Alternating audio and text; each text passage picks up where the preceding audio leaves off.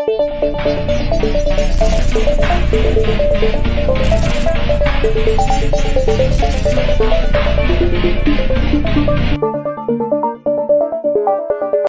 tanggal 18 Februari pada tahun 2001, tepatnya di kota Sampit, Kalimantan Tengah, itu terjadi tragedi kerusuhan antara suku Dayak dan juga suku Madura.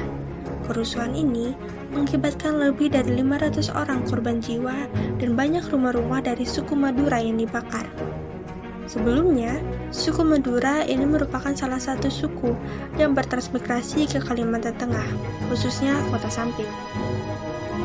Awal mula dari kerusuhan ini yaitu terjadinya bentrokan antara beberapa warga dari suku Dayak dan juga suku Madura di penambangan emas yang mengakibatkan salah seorang dari suku Dayak yang bernama Sandong meninggal dunia. Pada akhirnya mereka mulai mendatangi rumah-rumah suku Madura, salah satunya adalah rumah Matayo. Namun, pada saat itu Matayo tidak dapat ditemukan, sehingga warga suku Dayak mulai merasa marah dan menghabisi nyawa keluarga atau kerabat dari Matayo dan juga membakar rumahnya. Karena serangan yang terjadi di rumah Timil itu terjadi pada dini hari, sehingga banyak warga Madura yang merasa tidak siap.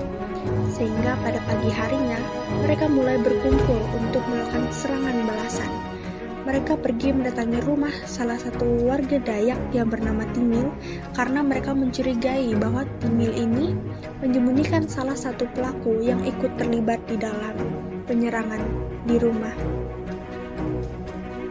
Namun, pada saat itu, Timil sudah berhasil diamankan oleh pihak kepolisian.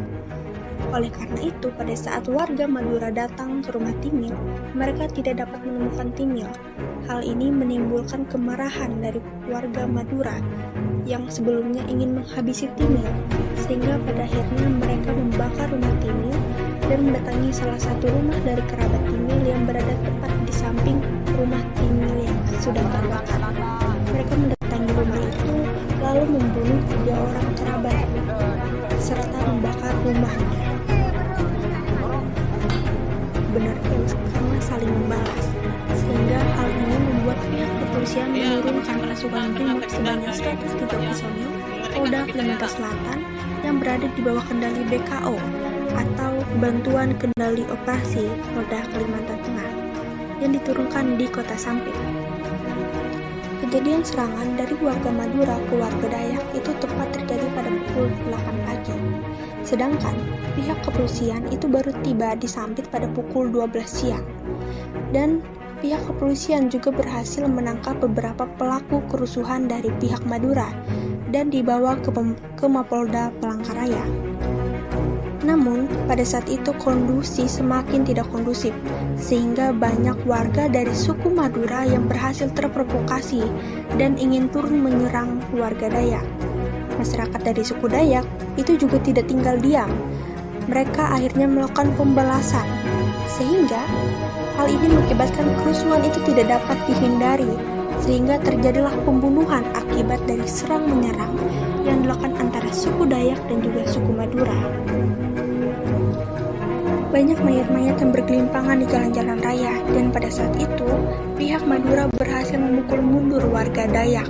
Hal ini disebabkan karena kurangnya jumlah dari warga Dayak pada saat itu, sehingga pihak dari Madura berhasil menguasai Sampit. Namun, berita ini akhirnya menyebar luas hingga keluar Sampit. Hingga akhirnya pada tanggal 20 Februari, banyak masyarakat suku Dayak yang berdatangan ke kota Sampit untuk membantu saudara-saudara mereka yang ada di sana.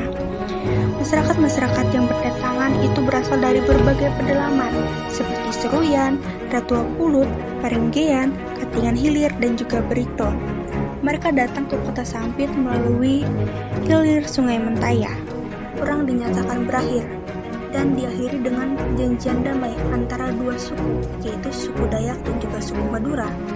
Untuk itu, pemerintah akhirnya membuat tugu perdamaian yang berada di kota Sampit untuk menjadi simbol perdamaian antara suku Dayak dan juga suku Madura.